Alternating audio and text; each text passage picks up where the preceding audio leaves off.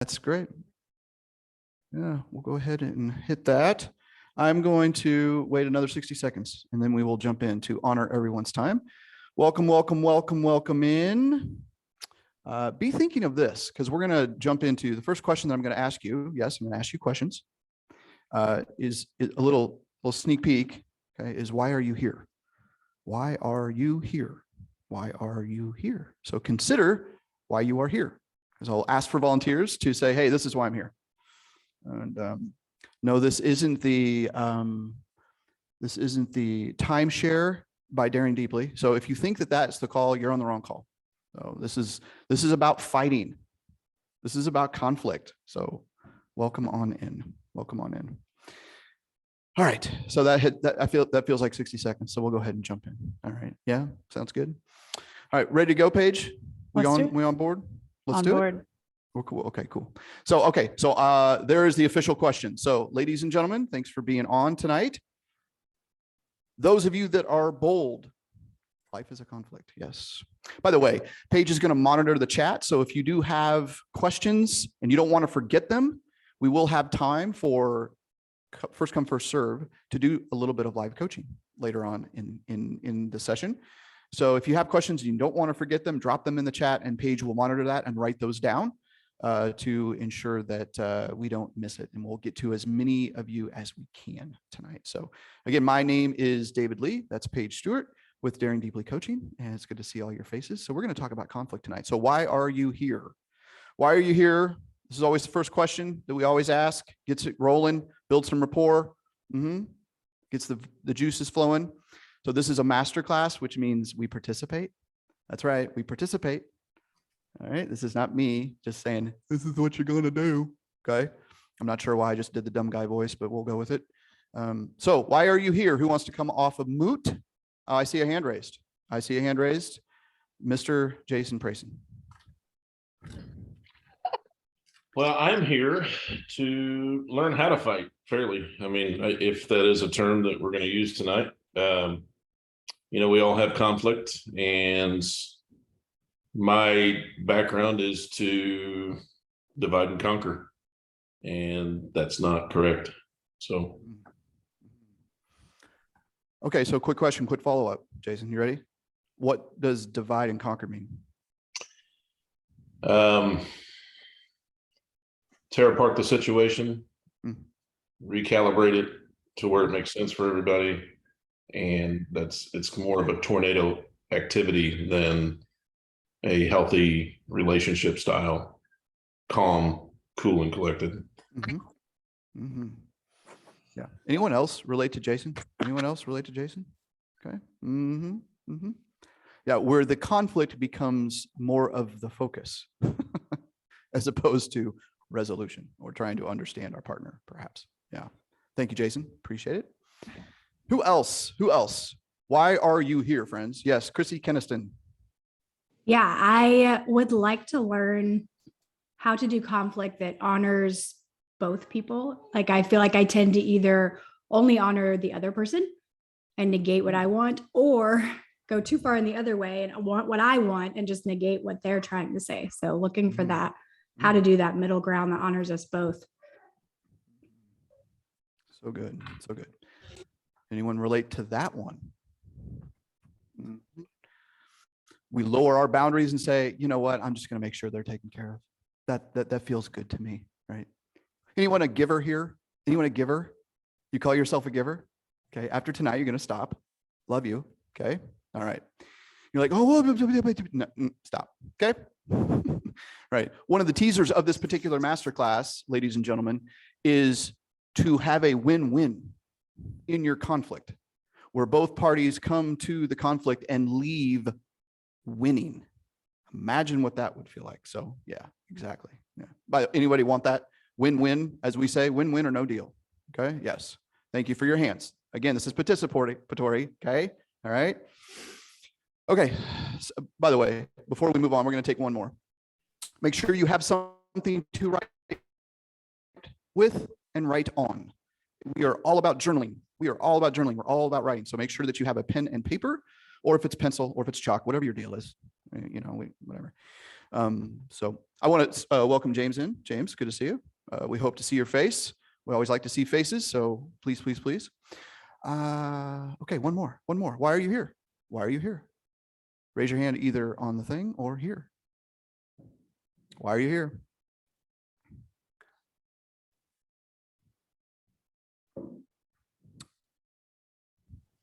I'll go. Please, Samantha.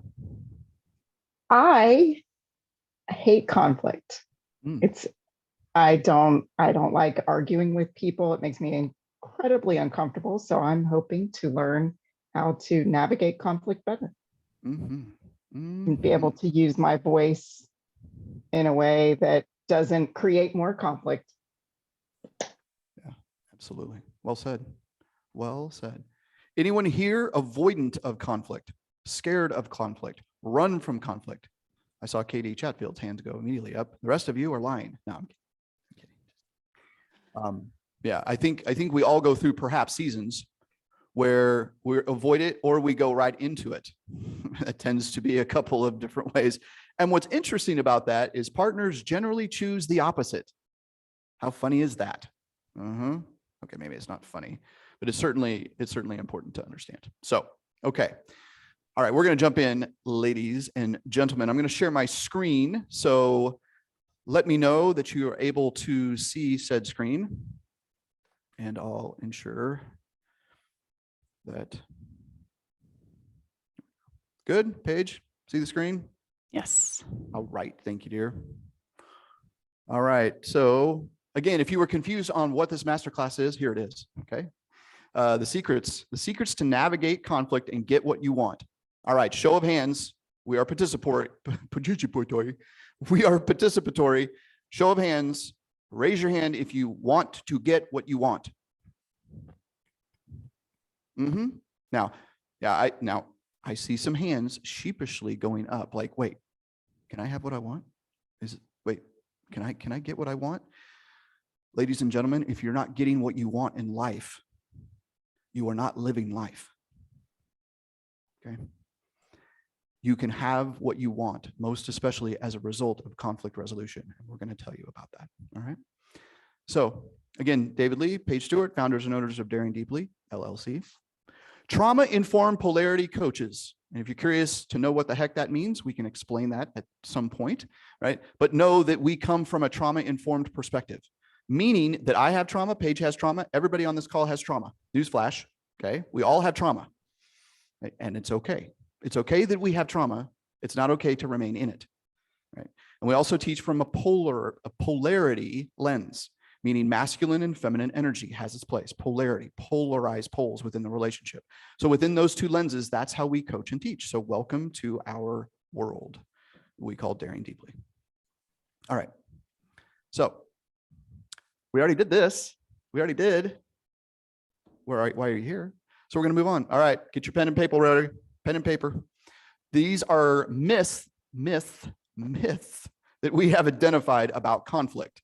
Okay. Myths. Why can I not say that word tonight? That's so wild. Myths about conflict. Okay. So both partners must give up something. Ladies and gentlemen, you are no longer to compromise in conflict. It's true. Now I'm going to give you the other side, the truth about conflict in just a moment. Okay, so so if you want to leave some space, those of you that are note takers, okay, anybody really good students? And you got to have the perfect amount of space on your notes. I see Wendy laughing. Come on. Yep. Yep. So leave some space. All right. Next is control your emotions. Don't let tension escalate. Wrong.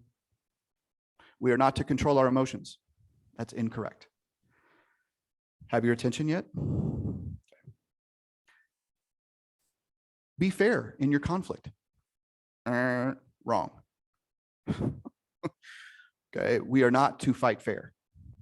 We're not to fight fair. And I'll explain what that means in just a moment. Fourth, be polite. What? What is this? I recently, by the way, Hands raised if you're following me on TikTok. Anyone following me on TikTok? Okay. If you're not following me on TikTok and not on TikTok, get on TikTok to watch David Lee. Okay. There is exclusive content on there that you're not going to find anywhere else. So I posted a little bit of a teaser on TikTok, and my most favorite response from someone on TikTok, a comment based on my video that was teasing about this, was, "You must be single, bro." Love it. I love it. Like, wait a minute, you don't compromise, you don't control your emotions, you're not fair, and you're not polite. Yeah. Yeah. And I don't pick my battles. Okay. And I avoid the phrase, "It's not worth the bother." Okay. All right, quick show of hands, ladies and gentlemen. Those of you that have used these myths, believe these myths. Yes, me too. Both hands, both feet, all of it. Exactly. Okay. So, drum roll, here we go. Here comes the pens. This is what we're going to bring to the table. The truth. No one must give up anything. I alluded to this earlier. It's a win-win or no deal. And we're going to show you how. How do we do this? Because that's why you're here. It's like, well, that's great, David. Nobody's supposed to give up anything. It's a win-win or no deal. But how in the world do we do this? Okay. That's coming.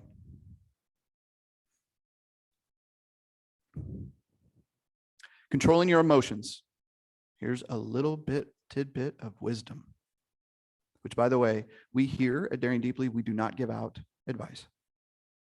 We speak to wisdom only. If you're curious about what the difference is, I'd be more than happy to share that with you at some point. But wisdom, okay? Whoops. Controlling your emotions represses your humanness, friends. You were crafted to express your emotions. Okay? When you ignore the emotional body, resentment, anger, and bitterness builds. Expression over aggression. Okay. Now, those of us may be thinking, oh my goodness, you mean I'm supposed to go rage-aholic on someone to express my emotions and then call it okay? No. Okay. But bottling up your emotions is repressing your humanity. Okay. Your body is feeling something when a conflict comes. It's imperative that we listen to it and express it. And we're going to show you how in just a little bit. Okay. We were talking about, oh, it's got to be fair. We got to fight fair. Okay. And I know you may have heard of this as a child and your parents said, anybody know about life and being fair? Anyone? Anyone? Mm-hmm. It's true. Newsflash, it's true. Life is not fair. Okay. Also write this in your notes. And if you are a veteran of Daring Deeply and are current clients and you've been in our world for a while, you know this, okay? You don't deserve anything. No one does. No one deserves anything. Begin to take that word out of your lexicon. You don't deserve anything. You are worthy of everything. Okay? But you don't deserve anything. You don't deserve the job. You don't deserve a partner. You don't deserve death. Okay? All right, life is not fair. Contract. A contract says that we all have to be fair. If I do, then you will. You must apologize in conflict, and then I will. Okay? That's a contract. We're not interested in contracts when it comes to personal relationships. Okay? A contract is reserved for business. If I do, then you will. I will pay you money, then I get a service or a good. Okay? A covenant is what we're searching for in relationships, ladies and gentlemen. A covenant means I love you even when you don't love me back. Wait a minute. I don't want to love somebody if they don't love me back. Okay. A covenant in conflict means I'm going to do everything that I can do to bring resolution to a conflict, regardless of what they're doing. Okay. I want you to embody this thought. You remember when you were 3 or 4 or 5 or 6, and maybe you had a sibling, or you were in preschool or kindergarten, and somebody took something from you, or you didn't get what they got, and you say, "Oh, but I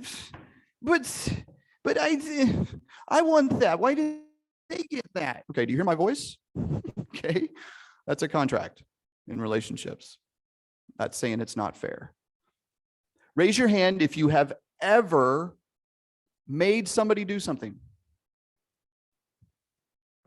Yeah, exactly. My hand is down too, Jason. Yeah, actually, yeah, I held him down on the ground and okay. All right. Without physical harm. All right. We can't make anyone do anything, friends. Let's get that through as well. We cannot control anyone else. By a show of hands, I want you to show me, everyone on the call, who can you control? You and you only. Okay. Polite versus respectful. This is the answer to the politeness. We are not to be polite. Polite means it's okay, it's fine, I'm good, it's no big deal. Okay. Respectful is I have something to say. I've been hurt. It's important I express this. Okay. That's compassion. First for yourself, and then for the conflict. Okay. Polite is wearing a mask. It's just getting along. So I don't have to deal with it and I can get on with my day. Raise your hand if you've ever had a white elephant or any color elephant, a big elephant in the middle of the room that nobody ever addressed. Anyone? Yeah. Who has an elephant in the room right now? Anybody? Okay. Thank you for being honest. Yes. Okay. Polite keeps the elephant in the room. I'm going to say that again. Polite keeps the elephant in the room. All right. And lastly, if it's important to you, it's important. That's right. Ladies and gentlemen, if you feel it, it's real. Your emotions are never wrong. If you feel hurt, it's right. Okay. When someone else tells you what you're feeling is wrong, they're wrong. Okay.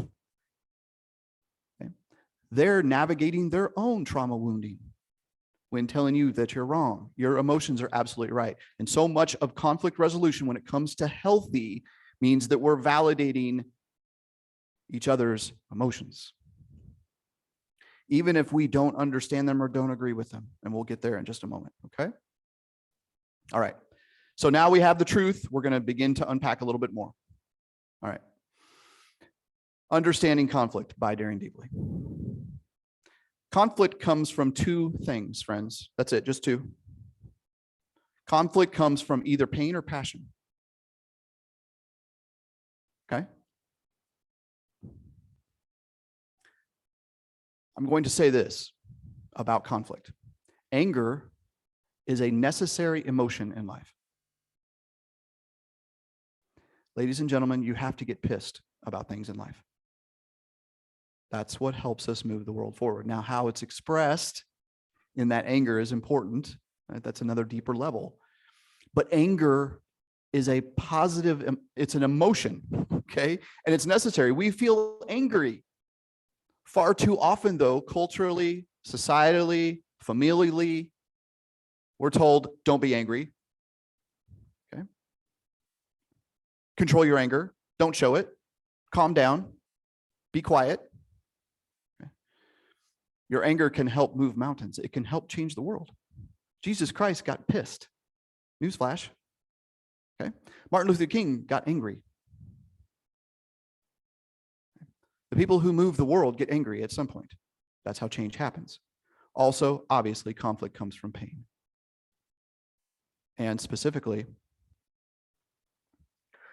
most conflicts, this may be the most important thing you are going to write down today, ladies and gentlemen.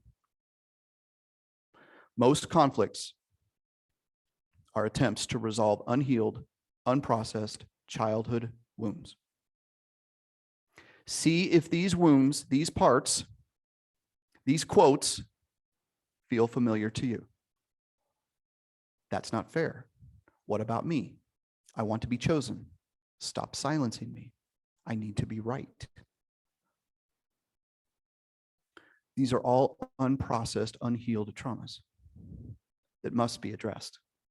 That's going to provide lubrication to conflict resolution. But that's where the conflict is coming from.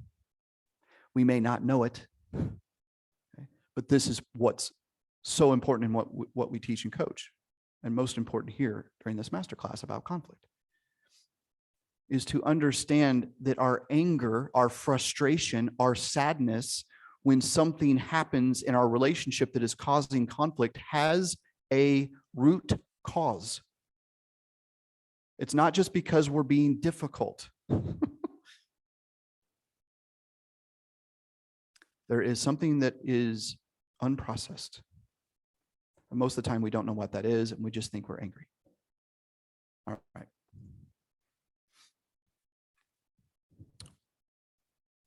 Unhealthy conflict has many faces. Here are a number of them.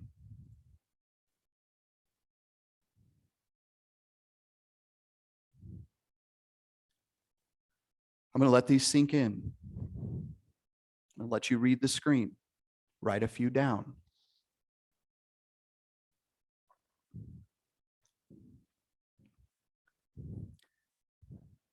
These are elements of unhealthy conflict.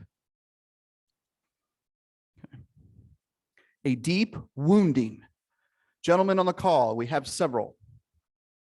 I'd like your attention for just a moment. A deep masculine wounding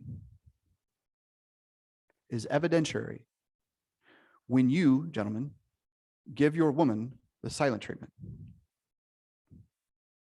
Yeah, now I'm seeing the ladies on the call going, Preach it, brother.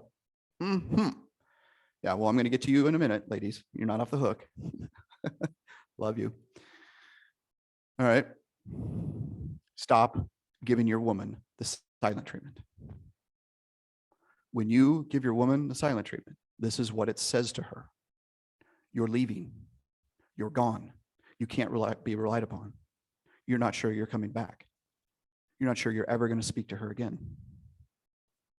Now, we understand why the wounding is there, because as we teach, the masculine needs space, the feminine needs time in conflict,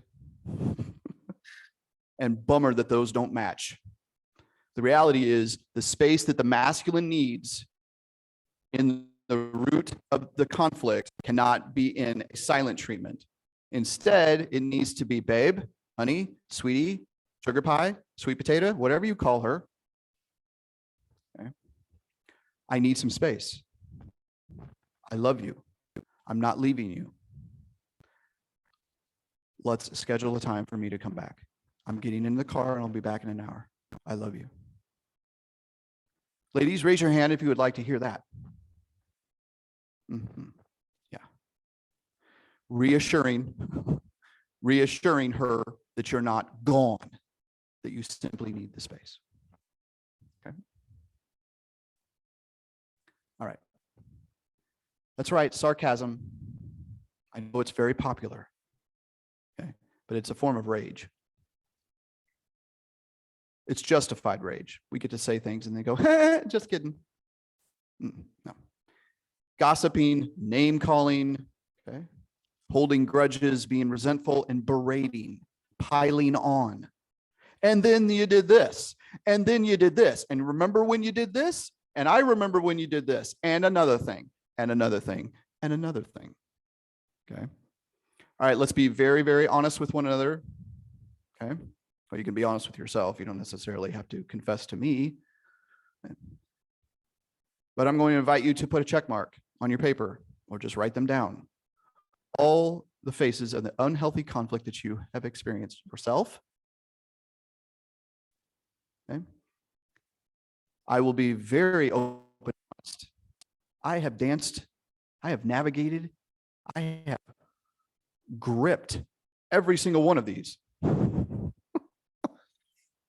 And it felt good sometimes to do it. I didn't feel good. It felt good, right? Because of my wounding, my untreated, unprocessed trauma. Because if I avoided the conflict, then I didn't have to deal with it. And if I have to deal with it, I'm not sure how that's going to turn out. Because the devil you know sometimes is incredibly attractive versus the angel you don't. Okay.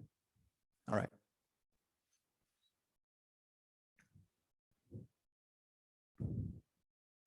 Moving on. We can remain swimming on that checklist on the prior slide, or we can understand that healthy conflict can be the pathway to these. Deeper intimacy, co-creation, collaboration, building trust. We can collaborate together on making decisions together out of conflict because now we know what each other values. On conversations and decisions about money, about parenting, about sex, about mortgages, about whatever. Okay. We're co-creating. Oh my goodness, I had this idea. Well, I don't like that idea, but what if I was curious when somebody had an idea in the relationship? And I was open and I said to Paige, I want to hear your idea, babe. I don't agree with that. Okay, well, let's work through this to co-create something together. Conflict is good. Okay. Michael Douglas once said in a film, and of course it escapes me right now, if you know what the film I'm talking about, holy cow, it's 1986, won an Oscar for it. It was about money. Anybody? Maybe they're putting in the chat. I don't know. I can't see the chat. Yeah. Everybody's like, what? He said, Jason greed might is. know. What's that? I was 5. What's that? In 1986, I was 5. Oh, thank you. Okay. Thank you. All right. Thank you. Anyway, not the point. The point is he said famously in that film, greed is good. Don't agree with that. But what I will say is conflict is good. Why? Because of these. Healthy conflict is good, ladies and gentlemen, because it builds deeper interest in intimacy, co-creation, collaboration, and most importantly, it builds trust. Because now we've been through it together. We hear one another. We validate one another, and a trust is built. Okay. Wall Street. That's it. Wall Street. That's the name of the movie. Okay. All right. I wasn't going to be able to sleep tonight, baby. I just wasn't. I was going to have to IMDb that mother. All right. Here we go. Okay. So moving on. All right. So here's the juice, ladies and gentlemen. This is why you came. You're like, show me the money. There's another movie quote. Show me the money, bro. Show me the money. So how do we do this? How do we do where conflict becomes deeper intimacy, where we're co-creating, we're collaborating, we're building trust? Here is the process in which we teach and coach and go very deeply. Those of you that are current clients of ours, you may recognize some of this. Okay. This is what we teach and coach with our clients. The first, ladies and gentlemen, is we must be self-reflective and regulate our nervous system, which means make time and space to identify the unmet need behind how you're feeling. And we're big time into taking big breaths. It regulates the nervous system. So when you are feeling activated, pause. That's the best wisdom I can give you tonight. That's the best wisdom that we can offer tonight, is take a few breaths and pause. Okay. When we do this, we can say things like this that you see on the screen. I felt so angry when plans were made without me. I interpret this as I don't belong. I'm unimportant. I'm not chosen.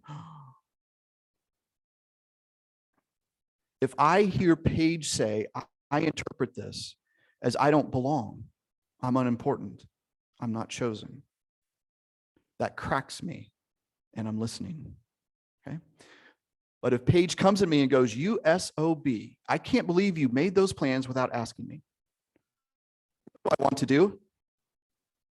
I want to run the other way, or I want to attack. Right? The parts of me want to attack. This is why journaling offers a powerful opportunity to bridge the gap. Okay. Journal, journal, journal, talk, talk, talk onto the paper, right? Now you may be thinking right now, you're like, well, wait a minute. What in the heat of the moment, what am I? Okay, time out. Where's my journal, Bob? Bob, you see my journal? Because I know you're pissing me off right now, but where's my journal? Okay. All right. It's to pause, right? And sometimes, as I alluded to earlier, we are to take a pause. And sometimes we make the space in which to find the necessary time to write those thoughts down. In working with our clients, right? It's fascinating every single time they come back to us and say, oh my gosh, I journaled this and I had no idea it was there. What in the world do I do with this crap? Right? What do I do with this? Well, you didn't know it was there until you began to write. Super important. So make the time and space to identify the unmet need. What is it? In this case, the unmet need is, I don't feel important. By the way, notice in that sentence, I felt so angry when plans were made without me. It does not have a you statement in it, ladies and gentlemen. Take your you statements out. You made plans without me. Okay? Do you hear that? How accusational that is?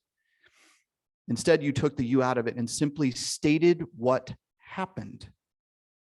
I felt so angry when plans were made. Is that true? Yes. Do I need to include the other person? No. When we began to blame, we began to shame. Okay?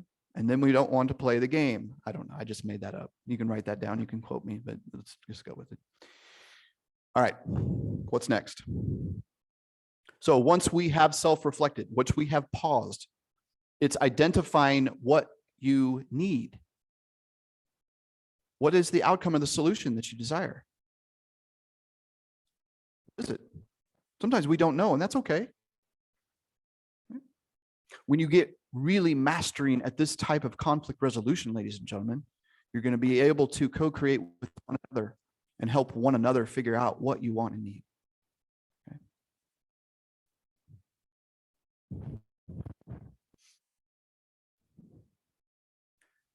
My clicker is slow tonight. There we go. Remember, you don't need, you want. It's a little caveat there, okay? Friends, start replacing need with want about everything. When you say you need something, that can lend us to codependency. I need you. I need this to happen. Or I'm not what, right? I need this or what? Get up in the morning? But when you want something, it's taking your solidarity back. It's taking your autonomy back. It's interdependent. Example, I want to know I'm important to you. I want to be part of the plans. I want to know I'm important to you. When I hear Paige say those words, this masculine man melts. Like, well, that's what then it's my job to step the hell up and ensure that she knows that she's important to me. Because again, she identified what she needed. She identified the root cause. Oops, she doesn't feel important. As opposed to, you're selfish. You made plans without me. What the hell's your problem? Which creates more tension. Okay. All right. Moving on. Maybe. Here we go. Number 3, communicate with your partner. Go figure. Yes, this is coming. Okay. And we're not in the space tonight to speak specifically. That was a couple of master classes ago. But there are specific ways in which the masculine communicates and specific ways in which the feminine communicates. And they are vastly different, ladies and gentlemen. Okay. This is a key point in our teachings and coachings. It's super important. In order for polarity to be in a relationship, for everyone to feel aligned in their core energy, the masculine uses phrases when they're communicating, I want to, or I want, or I will. The feminine expresses emotions and feelings. Okay. And again, we don't have the time and space to dig into that. We have before. If you're interested in knowing more, we're going to talk later about all of that. Okay. But no, just for now, we're taking a pit stop here in polarity and saying the masculine expresses wants. Okay. I will, He's very directive. Okay? The feminine is I feel.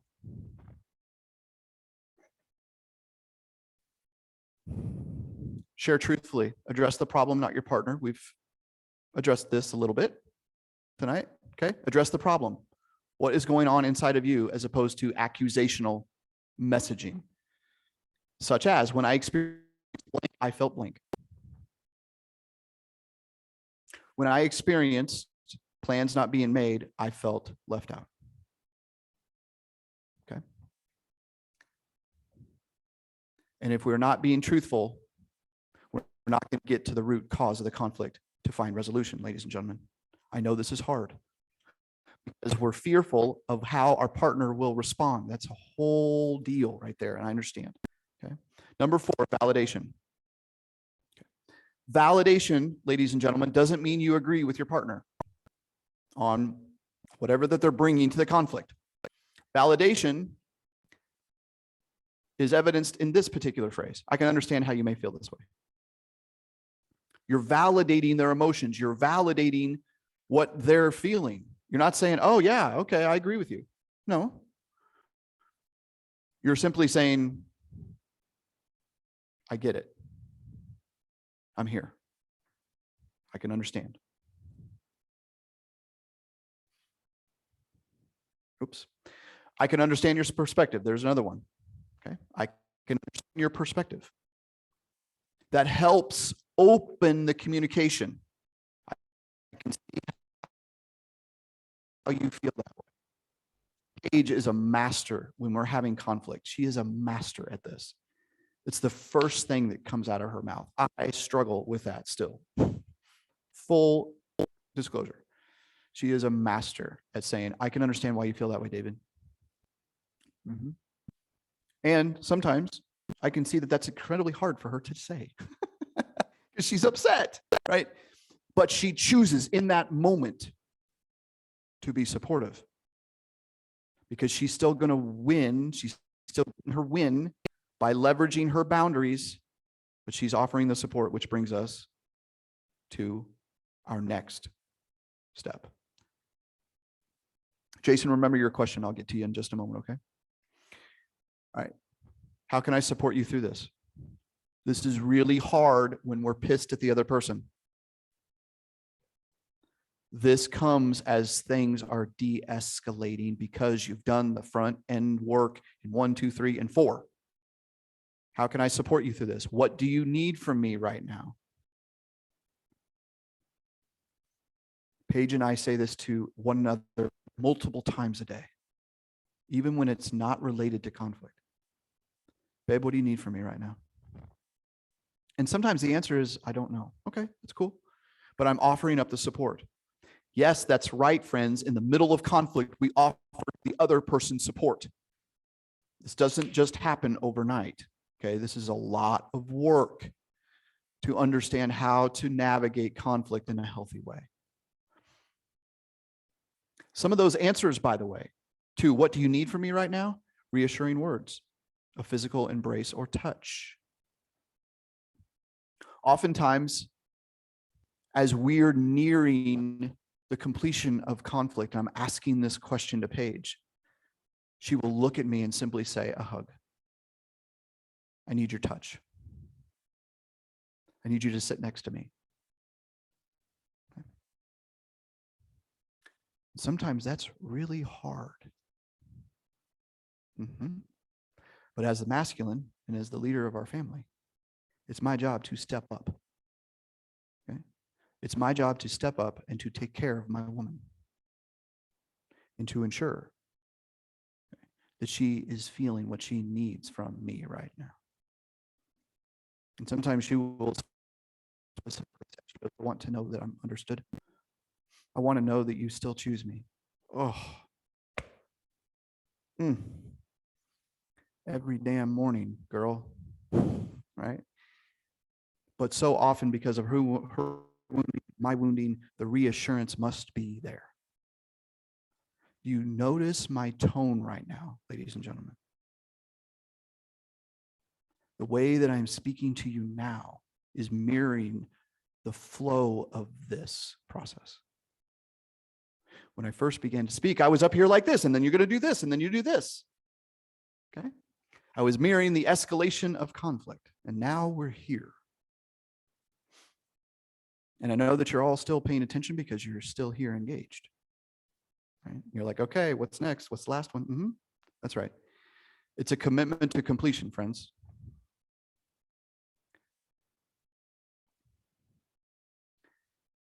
This is the step that most of us never get to in conflict. We just let things go. We let things slide. It's not that big a deal. Why am I so upset over little things? Once again, if you're feeling it, it is real. Far too often, and this happens so much, especially with the feminine energy, when it's wounded, she shuts up because she has leveraged or tried to use her voice in the past, and it was dismissed and told that she wasn't enough, that she was too much, that her emotions are not valid. I don't know why you're thinking that way. You are overreacting. What is your problem? You're so emotional. Of course you are.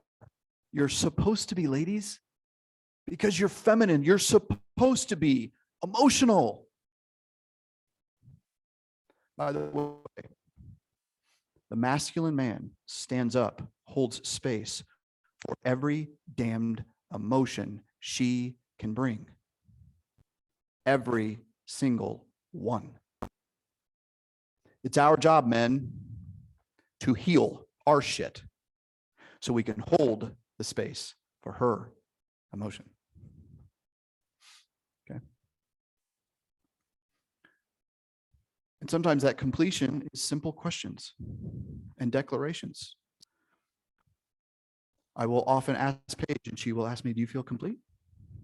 I know it sounds like, what? You're actually asking? Yes. We're actually asking the question. And if our partner says, you know what, I feel good about this. I'm good. I'm complete. And you're not, it's not the other person's problem. Okay. Newsflash. You can't read your partner's mind. Okay. Okay. So stop doing it. If someone says, you know what, I feel good, and then it comes up 2 weeks later, has that ever happened with anybody? Anybody? Yeah.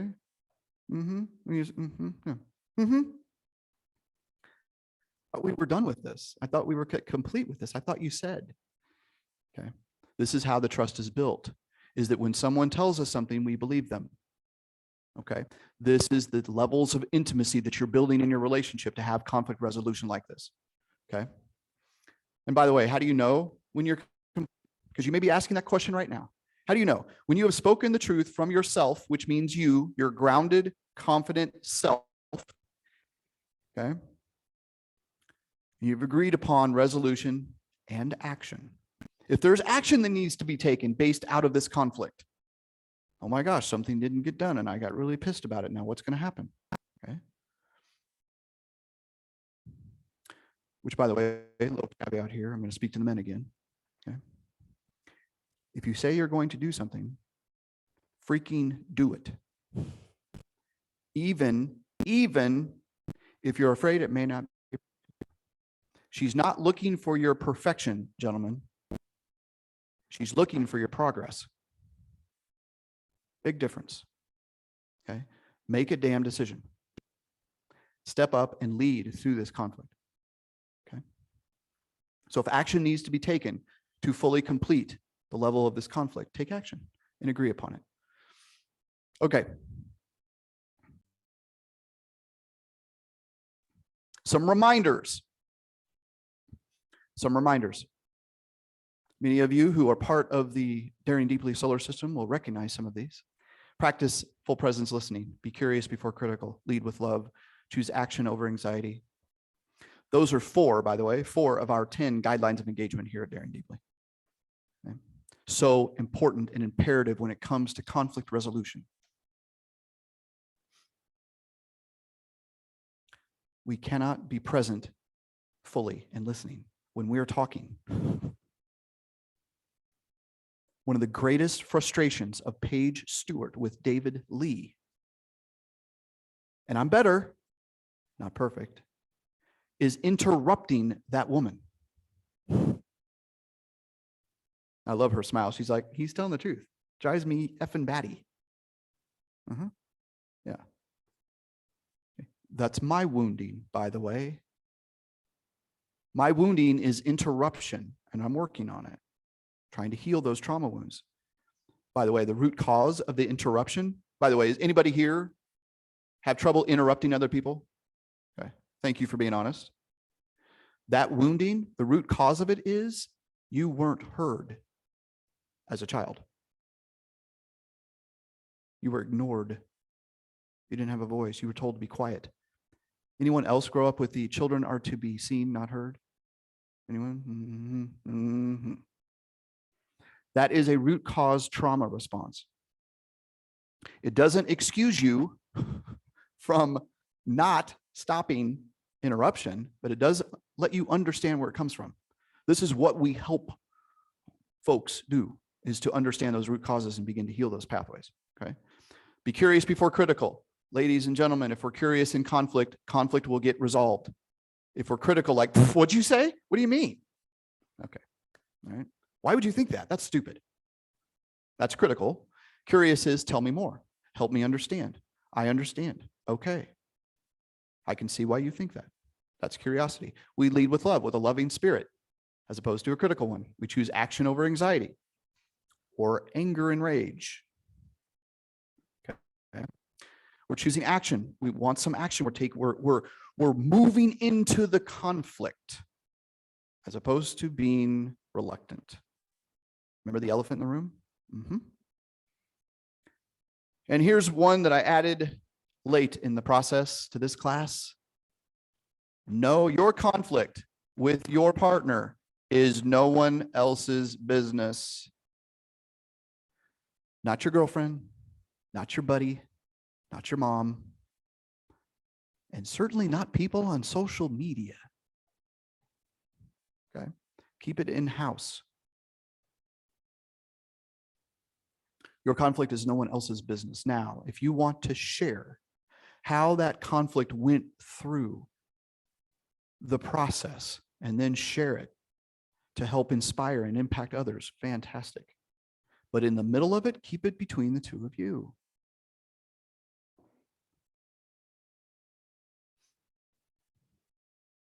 I love this quote. You may have heard the person who said it, may have heard of her. I happen to be very fond. Paige Stewart once said this: real soulful love is not found through the absence of conflict. It's grown through the masterful tending to the unmet needs of our conflicts reveal. I'm going to read it again. Real soulful love, which is what we want you to experience. Every one of you is worthy of that, by the way. Real soulful love is not found through the absence of conflict. It's grown through the masterful tending to the unmet needs our conflicts reveal. Beautiful. And finally,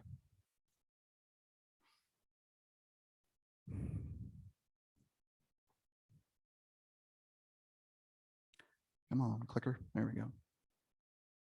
Conflict is about seeking, understanding unmet needs, and healing those unmet needs. We talked about it. Enhancing trust and connection, awareness of your past and the past of your partner. Each of you bring, if you're in a relationship now or in your relationship in the future, the more you can be understanding, aware, and compassionate of where your partner has been, conflict will be smoother. We must be curious. Discovering what's most important to one another. Remember the unmet need? The value has been violated. That's why someone's angry.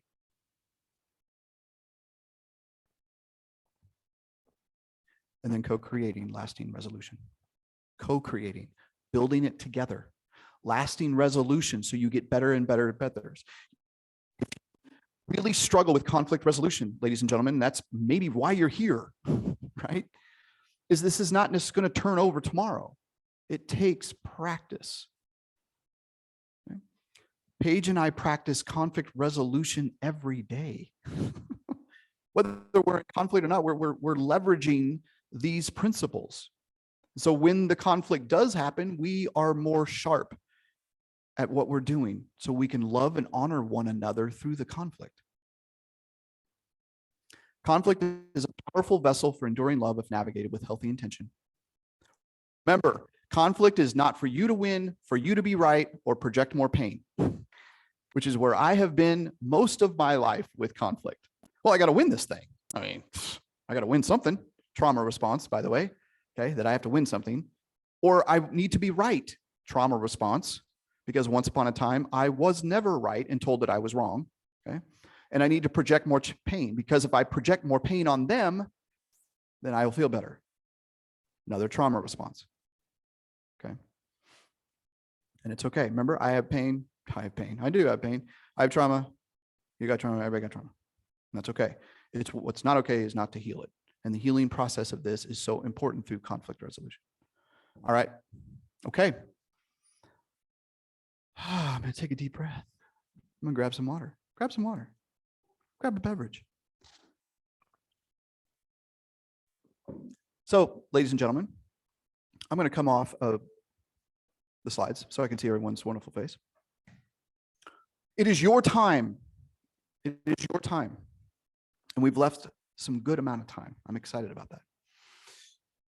2, here's how we proceed with coaching. Paige and I are going to open the floor. And those of you that have questions, okay, and would like some coaching right here live. And those of you that choose not to participate, that's cool too, because it's amazing what we can learn from someone else's conversation. Okay? So how we navigate this is we want everyone, even if you choose not to come off of mute and ask a question, is for everyone to write down one question based on conflict, your own experience, something you heard tonight. We'll address, I don't know what has been going on in the chat page, but we'll certainly, I know Jason had a question, so we'll certainly address that first. So everyone write down a question. Okay. Even if you know you don't feel comfortable or don't want to share, that's cool. But when we ask a question, it helps us remain tied and engaged and forces us to say, you know what, this is something important. I have a question. It's not part of this particular masterclass, but one of our other guidelines of engagement is be a learner, not a knower. Okay. So I always have multiple questions when I am being taught, because if I don't have questions, I'm in trouble, because somehow I think I know everything and I don't. Okay. All right. So, Paigey, anything I need to know based on the chat before we jump in, do some coaching? One question came to me directly from Lori Allen. Lori, is she still on? Yes. I want to make sure and address Jason though, because he put his hand up. Are we going to? Okay. Cool. Okay. So do you want to take care of Jason first? I would love to, since I saw his hand raised. Great. And then we'll get to Lori Allen. That sounds good. Great.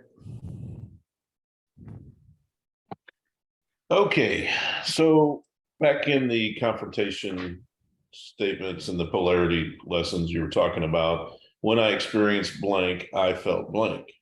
So I was confused by that, as we just got done talking about the men or the masculine I will.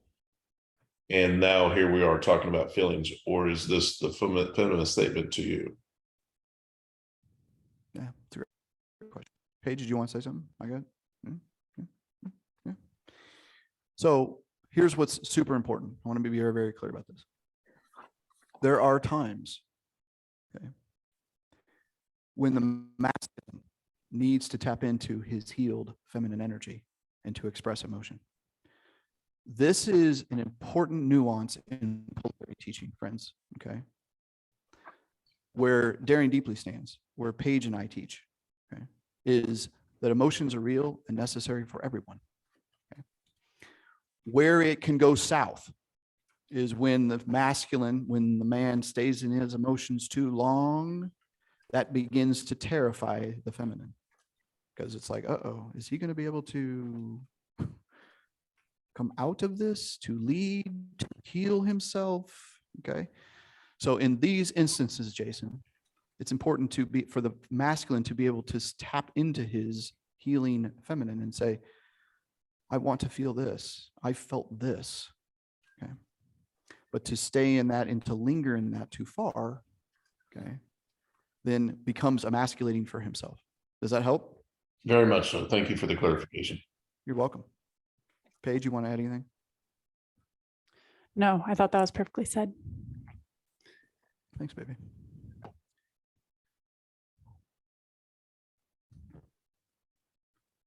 Was that the question of Lori Allen's too? I just saw that come up. Okay, cool. No, someone asked if I could repeat the question, so I put Okay. it in the chat. Fantastic. Thank you. Awesome. All right, Lori Allen, do we have one in the chat with Lori, and then we'll go there? Lori says her connection is horrible. If you're able to ask the questions, that is appreciated. So let me scroll up a little bit. Or Lori, if you want to come off chat, you can certainly ask it live. Come off chat, come off of mute. I will try and see if you can hear me. Can you hear me okay? You can, go ahead. Okay, good. My question was, what is an appropriate amount of space or time? Yeah. So I think what Lori was alluding to was earlier I said the masculine needs space, the feminine needs time, okay, for processing, okay, most especially in conflict. So the appropriate amount of time is, you ready? Y'all ready for this? Here's the masterful answer. It depends. It depends. Okay. It depends on everyone individually, right? What's most important? What is most important here, friends, is that you are communicating with your partner on the time and space. I alluded to that earlier. Okay. Gentlemen, identifying with your core energy being masculine, okay, let your feminine partner know that you're going to take a drive for 10 minutes or 20 minutes or 30 minutes or go into the other room and close the door. The space that the masculine needs. The same is true for the feminine. This can be incredibly frustrating because the masculine and feminine are different. Okay. I know for me, sometimes I need 5 minutes of space. I'll go outside, walk around the block. I come back, I'm like, okay, it's time to resolute. And meanwhile, Paige is like, no, I need some time. I'm like, oh, but I'm done. Okay. And now we know why fighting is so hard. Okay. It's my job as the masculine to honor her time. Okay. To protect her in that container, to allow her the time in which she needs to process, to hold boundaries and not push or rush her. Well, hurry up. Come on, let's go. We got places to go, people to see. I got to get back to work. I can't have this hanging over my head. We don't get that luxury. Okay. It's not a luxury anyway. She will honor and cherish you, gentlemen, if you provide her the space, the container for her to have the time necessary for her to process. Okay. So I would love to be able to tell you, Lori Allen, for men, it's 22.5 minutes. For women, it's 3 days. Of course, that doesn't feel very good either because the dude is like, okay, I guess I'm going to go out with my buddies. I thought all of that is well said, and it's important to note that when you're taking space and time, you want to ensure that it's not from a wounded state and that it's not passive. And so this space and this time is meant to be productive and proactive for each of you to process and heal and show up the next time the two of you come back together in conflict. But if you're simply just avoiding and ignoring and choosing to call it space and time, that's where we have some layers of wounding that still are getting in the way.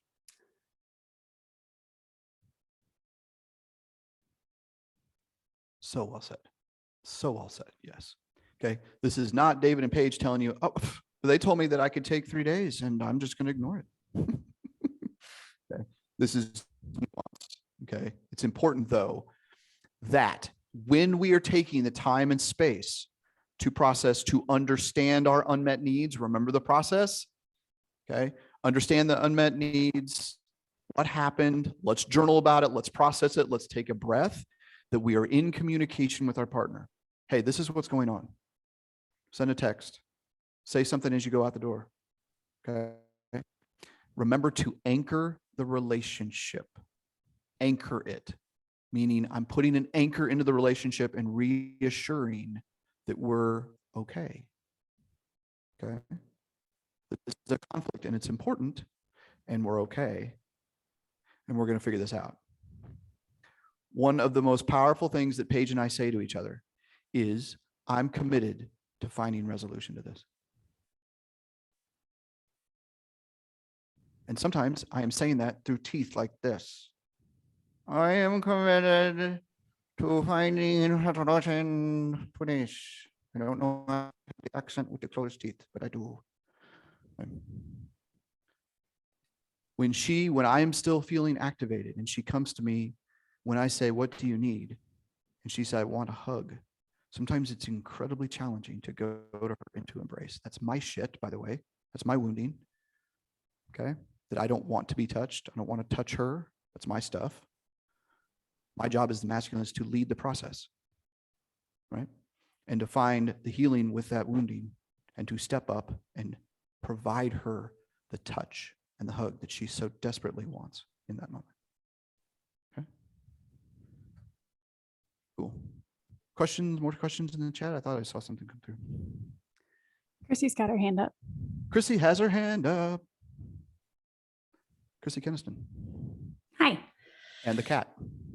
Always. So my question, and I guess you kind of just answered it after I'd already raised my hand, but I'm just picturing the conflict and thinking, do y'all literally, to do steps 1 and 2, the self-regulation, figure out the unmet need, you literally like separate and go journal or whatever, even though things are tense in the moment? Because that feels very foreign to me. Yeah. I think the answer is sometimes, but perhaps at the beginning, like as you're beginning to navigate this process of creating more health into your comfort, into your conflict, it might require a little more parceled out steps like that. Like, all right, I'm feeling activated right now. I need to excuse myself so that I can figure out how I'm going to show up when we do come back together. So I can figure out how to communicate my needs. But the more that you learn yourself and understand you and your partner, then the easier it becomes to communicate in the moment. So you don't necessarily have to excuse yourself to go process, because it's all so familiar. It's more natural for you to process being connected to yourself and your partner in that way. Does that make sense? It does. Yeah, that's helpful. Yeah, it can feel very obtuse to go, okay, I know we're about to get into it, so time out, or we've already escalated, we've already activated, the nervous system is effed up, right? Like, right. It takes the discipline and the practice to be able to say, I need a timeout. I want a timeout. And for the other person to honor that can be really hard. Again, this doesn't just flip the page and things are great when we have conflict. Right? It takes lots and lots of reps. So I had a conflict, I don't know, sometime last week, and it was beginning to escalate. And she said, I am pausing this conversation. She held a boundary. Okay. I didn't want to honor it, ladies and gentlemen. Okay. Because guess what? I wanted it done. I had enough space. And she wanted more time. I'm like, but I did. And then we came back together and it was more fluid. It was more aligned. Okay. Thank you, Chrissy. Good question. You bet. Shauna, I see your hand.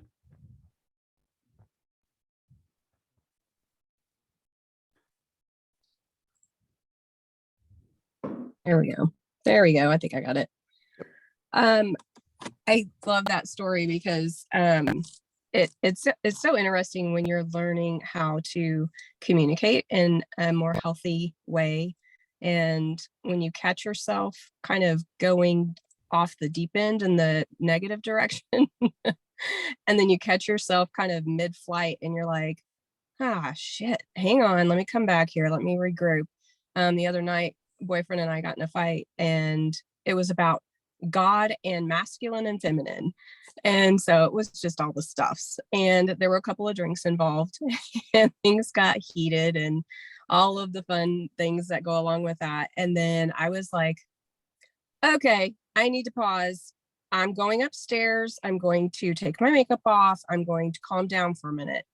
And then he came upstairs and, you know, he was fine. He's usually pretty calm, very low key. And then I said, you know what? I'm so pissed off. I'm going to sleep in the other room. And he was like, okay, just very calmly. And I was like, okay, that is not the reaction I wanted. In my head, I'm thinking that. And so then as I'm taking the pillows off of the bed, I finally stopped myself enough to go, you're running away. I caught my old pattern that I would want to run away and be away from the person. And I marched back into the bedroom and I said, I'm staying here. I'm going to sleep in the same bed with you. All I need is for you to hold me. And he said, okay. I bawled my eyes out and we fell asleep and it was beautiful. We woke up the next morning and he said, I am going to take ownership for not ending the conversation at a time because we had been drinking. We are going to do this differently. And I said, oh my gosh, okay. He took ownership. He led that, and that changed everything for me. And then I was able to process that because I had a wedding to do that day and had to process. And I was like, I'm going to take ownership for what I did because I know to stop a conversation when it gets elevated and there has been alcohol involved. And there wasn't a lot of alcohol, but just enough to kind of tweak the emotions a little bit more. So just in learning how the masculine and the feminine polarity, how you need them both in there. And then also to see that we can grow and that we don't have to stay stuck in those old patterns. So that's good to hear that. It's good to hear when you guys talk about your conflicts and how you resolve them and things like that is very encouraging. So I just wanted to share that. Thank you, Shauna. Thank you. Appreciate it. Thank you. All right. Other questions?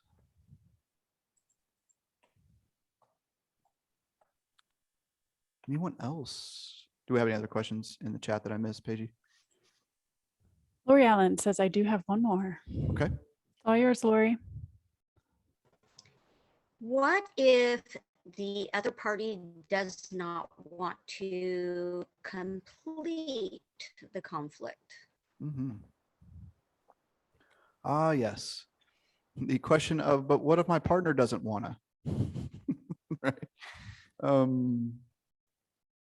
So I'm curious. I'm going to bring this to the floor, ladies and gentlemen.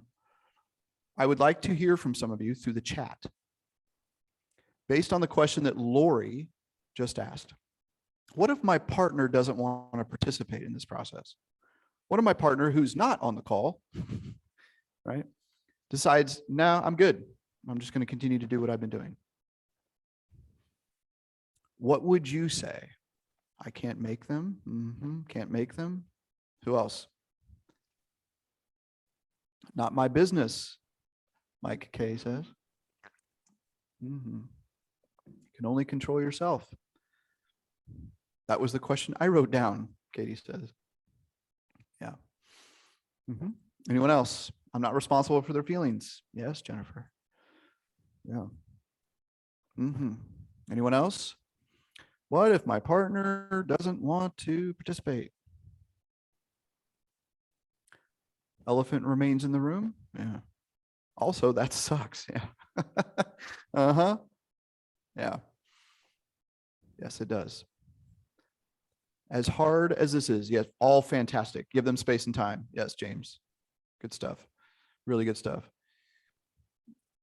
It's so hard because we want a partner who wants the same.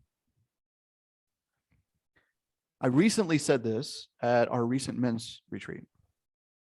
And I've said this a couple of times. So, and then some of you, maybe many of you have not heard this. The number one factor in a successful relationship is one thing. Let's do a little pop quiz again, okay? And there's somebody on this call who please don't put it in the chat if you know the answer to this. Yeah, Jason knows the answer to this. He was just at our men's retreat. Okay. The number one factor in a successful, co-creative, passionate, loving, honorable, polarized, trauma-informed relationship. What do you think it is? Put it in the chat. What do you think it is? The number one factor. James says healthy communication. What else do we have? Let's see it. Let's see it. Let's see it. Healing yourself, Chrissy says. Anyone else? Anyone else have a guess? The number one factor. Ditto to Chrissy, healing my own trauma. Cool. All right. Y'all ready? Owning your own shit, Katie Chatfield says. Yes. Yeah. Super important. Okay, the number one factor. Here we go. You ready? The number one factor in a healthy, co-creative, passionate, honorable, polarized, trauma-informed relationship is who you choose. You're like, well, duh. Like, no, really. It's who you choose, because who you choose is a reflection of who? Who is a reflection of, ladies and gentlemen? Okay. It is who you choose. It's who you choose, not choosing their potential. Not choosing their potential. I'll say it one more time. Not choosing their potential. So, ladies and gentlemen, we teach and we coach this. You can only be responsible for you. Okay. And the hard truth, here comes the masculine directive coming from David Lee. Okay. Sometimes when we know and we travel roads that are hard and difficult, and we know, I probably need to make some sort of decision based on the fact that I don't believe my partner is going to go the same road as I, or a similar road. And I will leave it at that. Okay. This is hard. This is super hard. Okay. For those of you that don't know, I have been married and divorced twice. Okay. I did not choose the right partner. I've not chose the right partner for a long time until now. Is Paige Stewart the same woman that I met 2.5 years ago today? Hell no. I certainly hope not. But we both have committed to healing our own shit, as someone said, or owning our own shit, right? Remember, the definition of a relationship is that you are committed to your own healing and that you're holding space for the support of your partner's healing. And that's all. That's all a relationship is. It's not till death do us part. Okay. It's not because we have great sex. By the way, all that stuff is an after effect, right, of your own healing. Okay. Cool. Other questions? Other questions? Matt, I see your hand. Brother, come off mute for us. Yeah, man. Great presentation, you guys. Good stuff. Thank you. Thank you.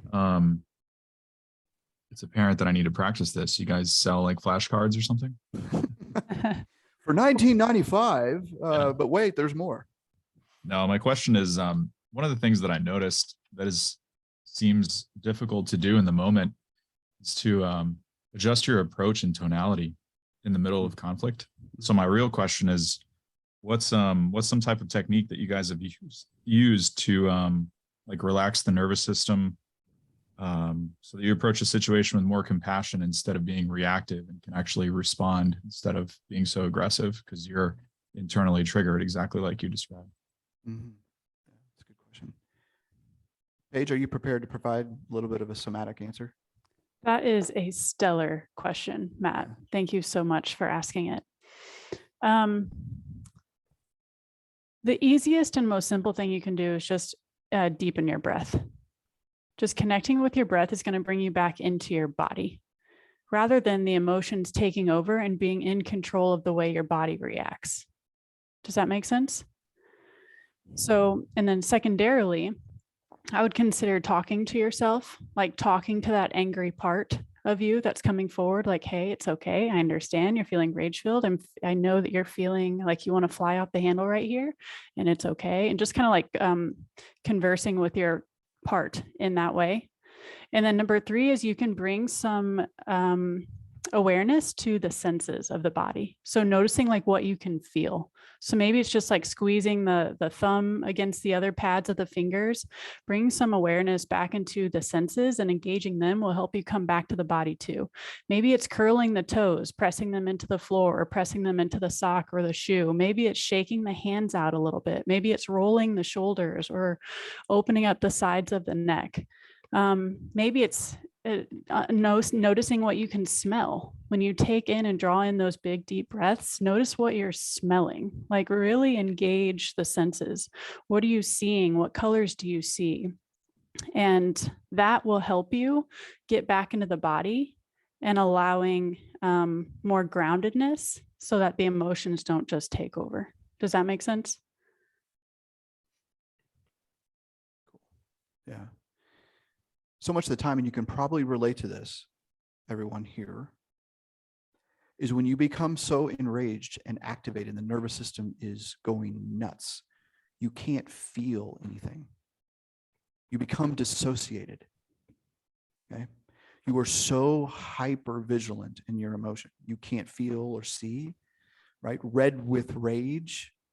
So what Paige is bringing to the table, and this is her deep expertise, is the somatic healing side of our coaching, is relating back to the body, is to feel, is to ground, as we say, is to ground back into your body. Recognize, wait, I'm here. Wait, I'm here. Okay, what are the things that I can do?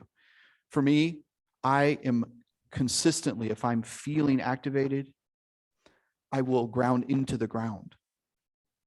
Like I will do what Paige said, and I will feel my toes, right? I'll feel into the ground. It's like a lightning rod, right? I want to ground into it and come back to a space in which I'm not dissociated. And that's really, really hard. Again, this is practice, because we're just taught to fly off the handle. Accepted, right? And then we feel so much remorse. Anybody felt remorse when they go freaking off the handle? And they're like, who the fuck am I? That's not me. Exactly. It's not you. It's parts of you. It's parts of you that are carrying the trauma from back when. It's a whole nother conversation, okay? But that's the process, right? Is to go, oh gosh, that didn't even feel like me. A part of me just flew off the handle and just went ape shit. I know, it's not you, okay? But it's parts of you that still are crying out for help, that are saying, wait, I haven't healed and I need to. Okay. Helpful, Matt? Good? Okay. Fantastic job, Paige. Amazing. Thank you. You're welcome. I believe we are caught up on questions in the chat. All right. Cool. Awesome. All right. Let's take one more. Anybody?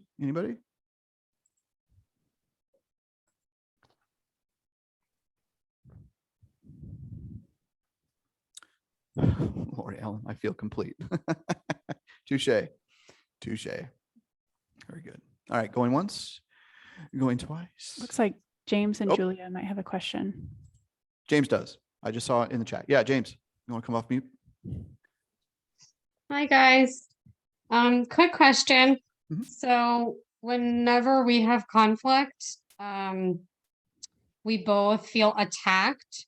Like no matter what the other person is saying, we both take it as a personal attack.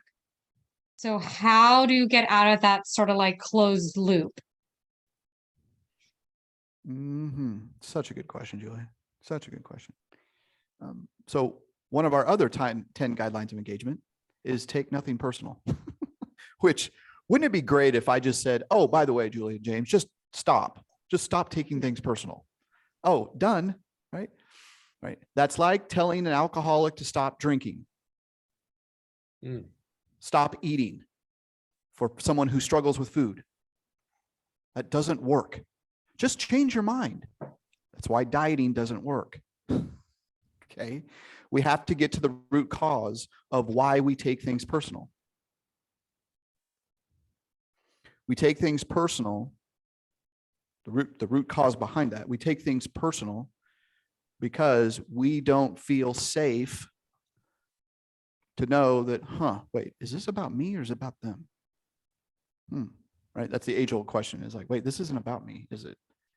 Because what we attack or what we say when we attack someone is really we're attacking ourselves, right? It's like, yeah, and another thing, and another thing, and another thing, and another thing. I have a question for you too, if you're open to share. Yeah. Can you give me an example? The Oh, last there's time. Yes, I love it. See this couple? This is so good. I love it when couples are on these calls because they're like, oh my God, we gotta share our shit. Oh. No, there's like 1,000 examples. That's fine. Just how about the most recent? What was the most recent? We had like 4 this week. That's okay. Thank you. I would say I don't want to talk about my retirement. I'm sorry. We're laughing about this now. We are taking this seriously. I'm sorry. Oh, I my know you God. are. That's all good. The beach. No, not that one. Okay. So he had talked about like a major life change that he wanted to do 2 months back after like another big blowout that we had. He had said, I think he had stated like in the heat of the moment that he was going to make this big life change. And then fast forward to like 2 months later, he recently said, yeah, I'm going to kind of take like 5 years to do that. So we have trust issues on both ends in the relationship. And I felt that kind of led me to like not be able to rely on his word, to be like solid. So it kind of, for me, like furthered a lot of like the trust issues. And we got into like a very big blowout about that. And, we took it personal on both sides, and it just wasn't, the communication wasn't, compassionate or anything like that. So that's just like one example. And the big life decision was, I'm going to bring the mullet back. No, that wasn't it. You do you, dude. You do you. Well, the first thing I'll say is thank you. Thank you for sharing. Thank you for being vulnerable. Everybody kind of give them a hand for coming to this call and being so open and vulnerable. Yeah. When I know a lot of folks won't do that. So the second thing I'll say is there's multiple layers just on that one conversation, right? Yeah. Y'all see that? Y'all hear that? You see, you're probably relating to it like, yeah. And another thing, and another thing, and another thing, right? That's because the root cause of the original value, the root cause of the unmet need hasn't been met. And so it continues to pile on. And so you've got some polarity clearly in that is you're like, okay, James, I need to trust your word. I need you to take action based on what you've said, then I can trust you. Right. And he may be saying, wait, I need to do this and this and this. And so will you trust me first? Right. Yeah. What was that? Yeah, I agree. Yeah. So hard. I will challenge you, James, on this. It Please. is in the deepest, rootest core masculine. It's so imperative that we, the masculine, leads this and to ensure that our word is our bond. When our word is not our bond, even the slightest little bit, okay, the wounded feminine will be like, oh shit, here's another man that has let me down. Okay. Ladies, does this sound familiar? I'm looking at all your faces. Okay. Mhm. Exactly. Right. Does that resonate, Julia? Very, very Yeah, exactly. heavily. Yes. Yeah. And so you taking it personal has nothing to do with James. Right. That shit, that wound was there long ago, has nothing to do. It has to do with perhaps some father wounding. Mhm. Uh-huh. Yep. Can I get an amen? Right. It has to Yes. do with former partners, maybe a brother, maybe a grandfather, maybe a boss, maybe, whatever it may be. So the thing is when we get into new relationships, if we haven't done the trauma healing processing from the past, we just bring our bricks into the next relationship and try to build a home on used bricks. It doesn't work. What was that, James?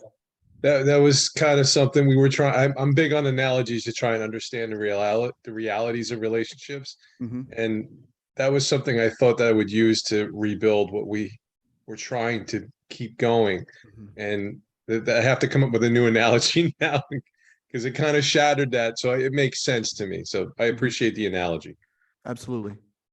What's so important about our trauma healing, I'll speak to this too, the both of you and to everybody on the call. The super important part about trauma healing is that we cannot bypass or override by just building on top of it. We have to excavate. We have to go underneath. We have to dig under the old foundation and get all of that shit out.